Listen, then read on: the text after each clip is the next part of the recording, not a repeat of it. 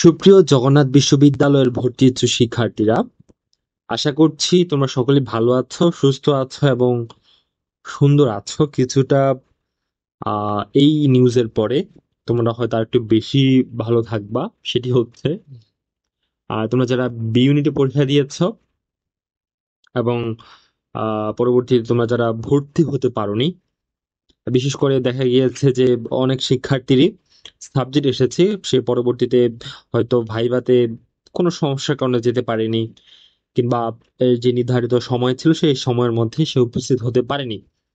তো বিগত যেই নোটিশগুলো আমরা দেখেছিলাম সেখানে স্পষ্ট ভাষায় বলে দেওয়া ছিল যে যারা ভাইভাতে উপস্থিত হতে না পারবে কিংবা নির্ধারিত সময়ের মধ্যে ভর্তি কার্যক্রম সম্পন্ন করতে না পারবে তাদের ভর্তি বাতিল করা হবে। ঠিক আছে?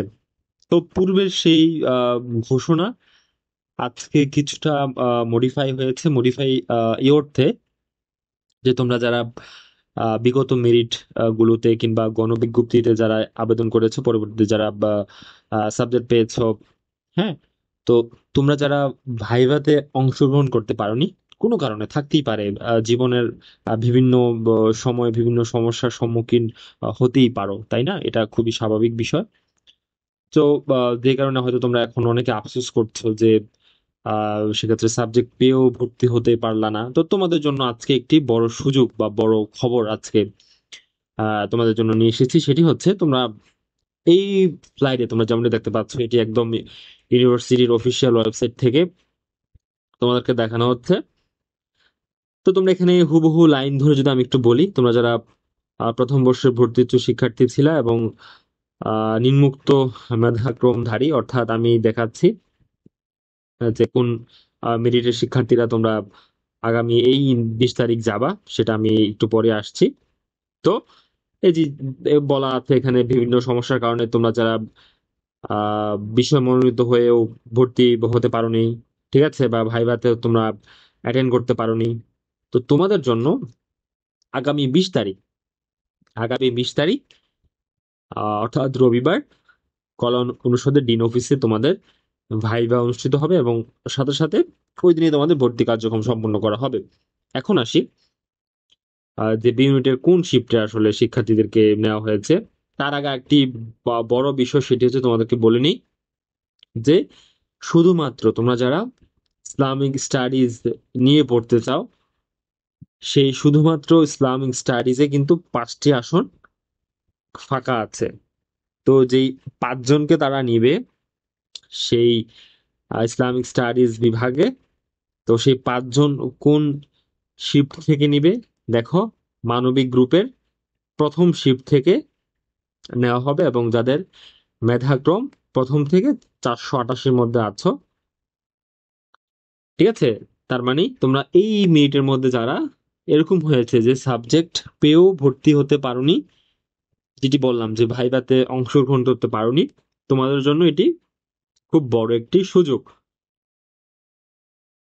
তো এখানে সময় বলে দেওয়া আছে 10টা থেকে 12টার মধ্যে তোমরা সেখানে উপস্থিত হবা। ঠিক আছে?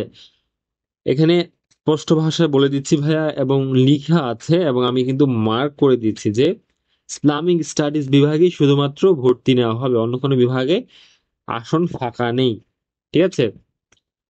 তো এখন আসি তোমাদের কোন কোন ডকুমেন্টস আসলে ওই দিন সাথে করে নিয়ে যেতে হবে। প্রথমে আসি তোমাদের যে মাধ্যমিক এবং উচ্চ মাধ্যমিক পর্যায়ের মূল নম্বরপত্র, অর্থাৎ মার্কশিট।